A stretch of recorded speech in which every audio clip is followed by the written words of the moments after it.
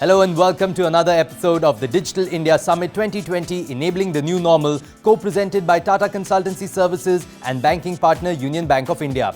Now, driving the theme Enabling the New Normal, the summit draws a roadmap to accelerate India's digital growth with actionable insights from eminent speakers. Now, while COVID-19 has impacted every part of our lives and the way we do business, it has had a totally different impact on IT businesses, with most tech companies having seen an uptick in their stock price, revenues and profits. In today's episode, Times Network's Nikunj Dalmia is in conversation with NG Subramaniam, the COO of India's largest software exporter, Tata Consultancy Services. The transition from analog to digital is a crucial period for a nation, and today India has travelled far away from that period and become a digitally enabled country. To make this journey of transformation a success, Tata Consultancy Services played an important role. With its innovative and progressive approach, TCS became the digital backbone of the country's financial services, healthcare services, public services, science and technology, consumer businesses, and many more. From providing a path-breaking solution in the passport services to enabling digital payment platforms in India, TCS revolutionized the banking sector by making payments with one click. Under the same technology, the world's largest digital financial inclusion program took place, the Jan Dhan Yojana. Millions of bank accounts were opened and got the benefits of government programs. TCS also developed a technology to connect the nation with healthcare services under the Ayushman Bharat scheme. Today, over 23,000 hospitals across 32 states plus Indian Union territories and 120 million Indian citizens are connected and benefited with this scheme of the government.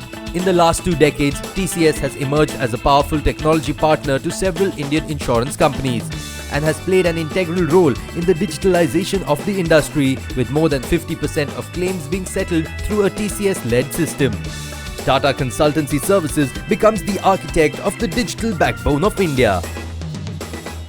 It gives me great pleasure to bring on board the CEO of India's biggest IT company to talk about, for a change, not the quarter gone by or the current quarter, but what is in store for the Indian IT industry for next 3 to 5 years. And I think that is the most important question which this audience would like to understand, that if the reboot has happened, how long, how real, and how strong is this reboot? And just so fantastic to connect with you. First, walk us through your understanding of the big picture and how COVID and why has COVID rebooted the Indian IT sector? Nikunj, thank you, and absolutely a pleasure to be connecting with you. I think the value proposition of the Indian IT industry is proven beyond doubt.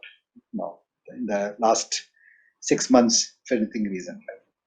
Different people wrote off the Indian IT in different times, right? Some actually wrote the obituary as well. But then we have always said that we are a staple and we are very well embedded into the customers' businesses.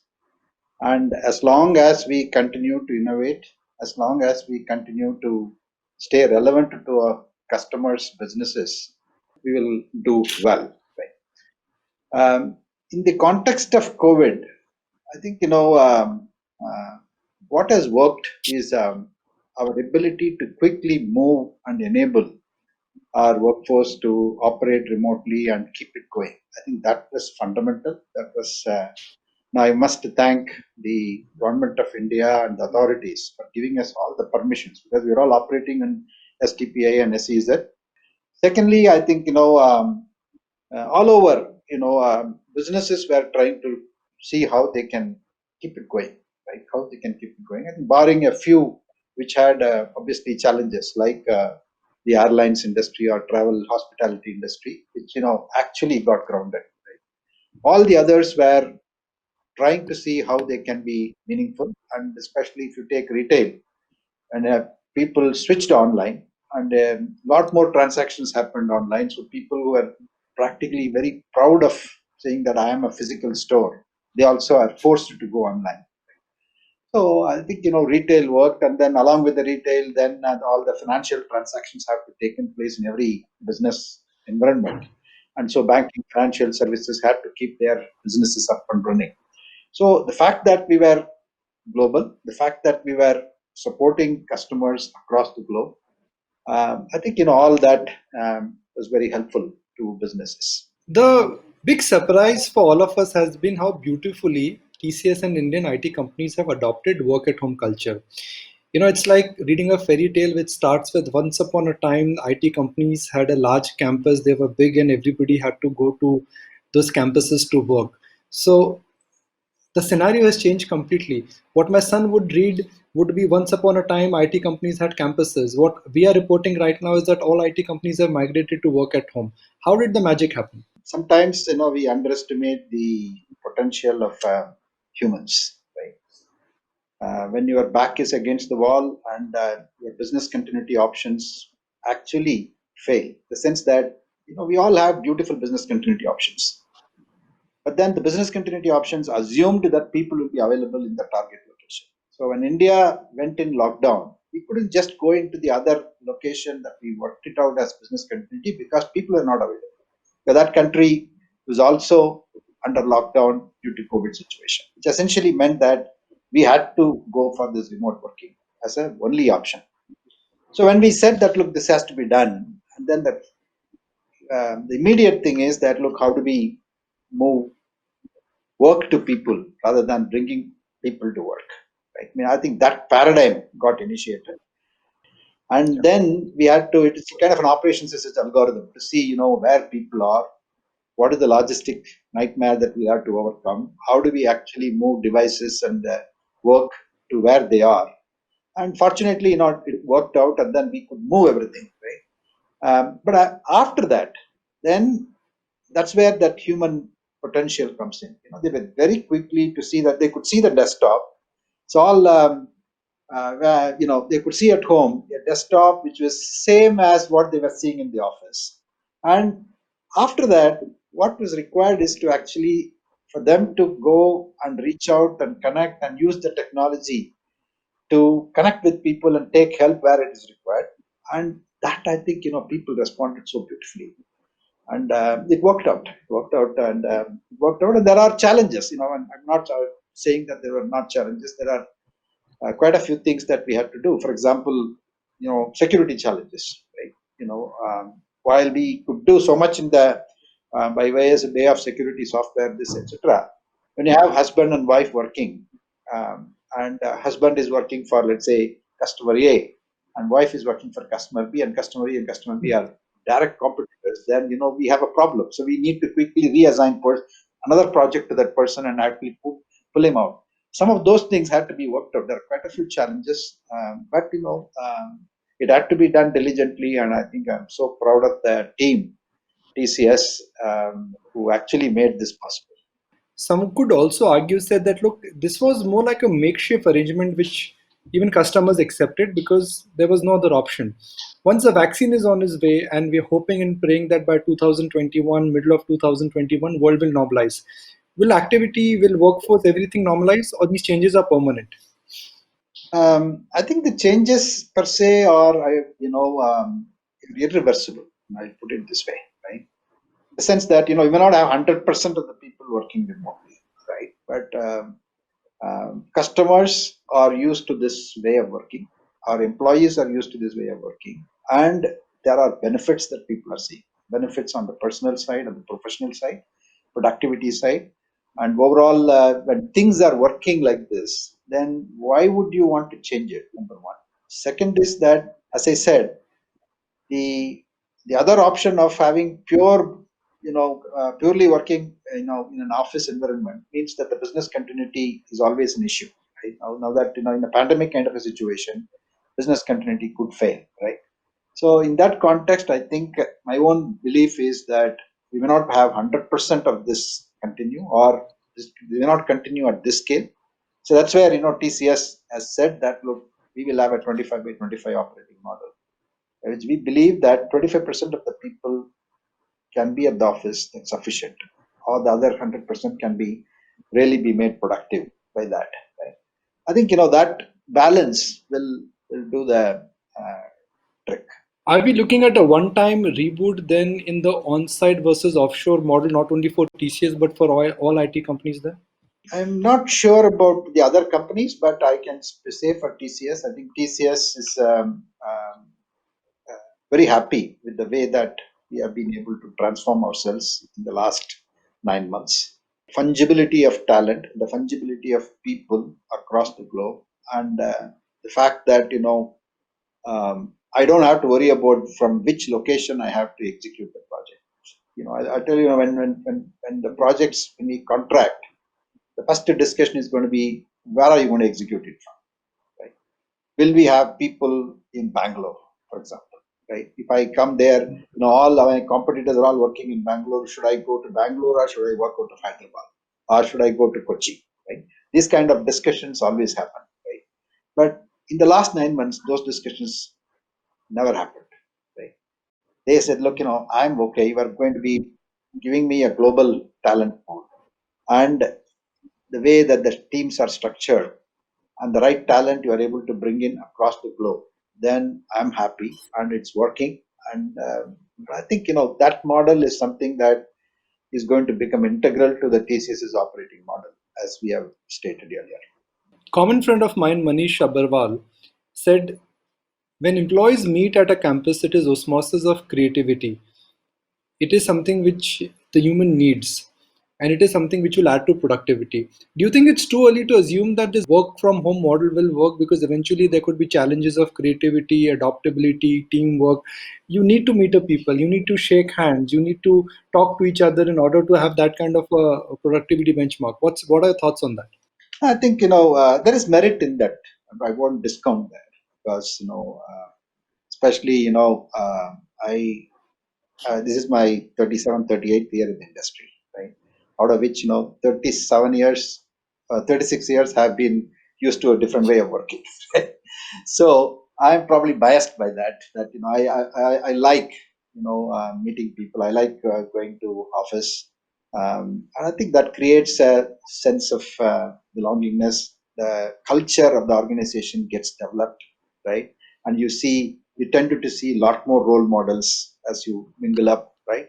So I think you can't discount that fact, right? So you've got to make people coming to offices and feel the office, feel how different people work in different situations, right? All that is important, right? So I think so that's why I'm saying that working entirely remotely is probably a wrong thing to do, especially in a people-intensive business such as ours.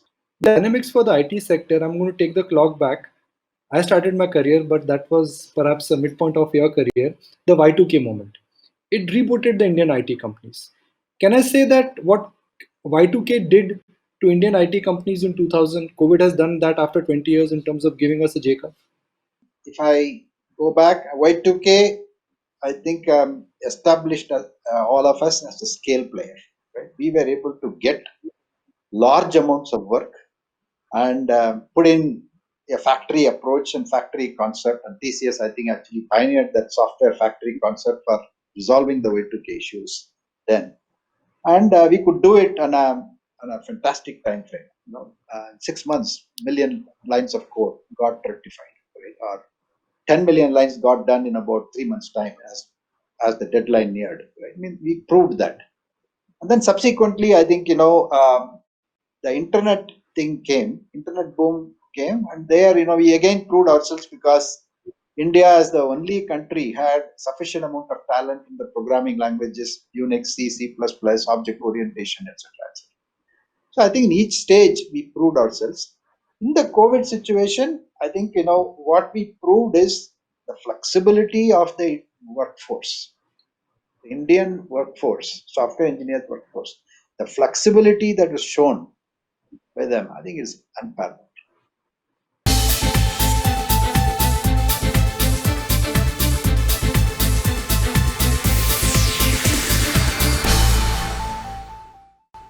Now, we are in the Digital Go India ahead, Summit. Nikunj. Have to ask about the incredible work what TCS has done in making passport availability. So, within India, what is the next big thing you're likely to do? And our viewers are curious to understand that how did you make that impossible happen, making passport service so easy? Some of the incredible work that we have done, starting from to take National Stock Exchange, National Securities Depository, uh, the way that it got rolled out and the architecture there and how it is still working, scaling. It's Uh, it's really Indian ingenuity, no doubt about it. Right? Passport Seva Kendra is one, I think every day I get at least one SMS from somebody saying that, look, I was in the Passport Seva NGS, the experience is so beautiful. I just went there, I spent only 20 minutes and I got everything that I wanted to do. Everything was so nicely organized. When you hear that, you feel very good, right? Then, if you take the digital payments that's happening in India, the amount of work that TCS has done, the foundation for it was laid in a messaging software that I personally architected that, Nikunj. I'm so proud of it. It's called Structured Financial Messaging Solution, SFMS, right, over the Indian financial network. Right. At that time, the vision that RBI had and the people in IDRB team had, was commendable. And today, when you do an NEFT transaction or an IMPS transaction or an RTGS transaction, the financial messaging backbone that is established, it works 24/7 across every financial node that you can think of, right? And it goes so beautifully. Also, the Aishman Bharat, it's a huge social implication. Right? The Prime Minister announced it, and then we had to roll up that technology in such a short time. But again, the technology today is so beautifully, coming together. Right? I think one of the interesting projects that I hope that I'll be able to do it, and I'm thinking of seeing is that in the legal system in India, a lot of things happen at the lower courts in the native languages. For example, in Tamil or Telugu or wherever it is. But when the lower courts, it moves into the higher courts, then it has to be in English. So the whole translation and the verification of the translation, etc., is something which is very difficult today. Right? And it takes time consuming. That's one of the reasons why cases take a lot of time in India to settle. Right? So I think technologies can be employed and rightfully done, so that all that anything that is done in any language is accurately translated and transliterated in English fairly quickly, so that justice on time can be accomplished. And then second thing is, can we have a search engine for the Indian languages? There is so much of thing which is available in Indian languages, and I think can we actually have that? I think Mr. Kohli, I should recall, he has been pushing us. Every time I see him, Ganpati, why are we not doing a search engine for Indian languages? I think he always used to ask me, and I must say that, look, I don't know. I mean, I think we started, but sometimes, but somewhere, it's getting stuck, and I think I hope that we'll be able to get that search engine. And the third one I would say is the healthcare, affordable healthcare, and how healthcare can be made available. And I think Chandra wrote beautifully in his book Digital Nation. Accessibility to healthcare is not denied, irrespective of where you are. I think these are three things which I think has the huge potential, and it's just not that TCS alone can do it. A lot of companies have to come together to get some of these things done at this scale, and I'm sure that we will partner with like-minded companies, people, startups in getting some of these things done. Before we wrap, let's talk about the digital infrastructure of India. Internet penetration, adoptability of digital. Where do you see the digital adoption in India moving? Is it slow? Is it fast? What needs to be done in order to accelerate it? Well, I think it's we have done reasonably well, given our diversity, given our geographical spread. I think we have done reasonably well, right? And we have not seen anything yet. I think 5G is going to come in India. Then the 6G by 2030 is going to be there, right? And 5G and 6G is going to revolutionize many things.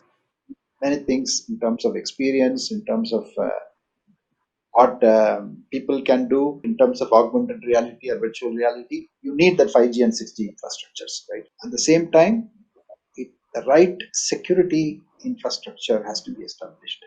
I never got a chance to understand what is the secret sauce. You come from very humble beginnings. You managed to create magic in the IT industry. Is it hard work? Is it luck? What is the secret mantra for NGSA? I think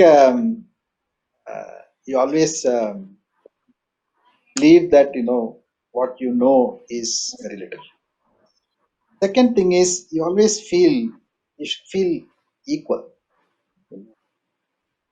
I speak to you, for example.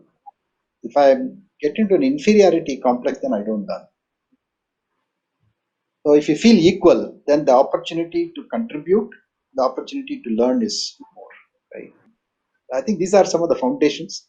Hard work is important. I think you feel equal and you develop a certain amount of learning, and when you learn, you get inspired, and by being inspired, you also inspire others.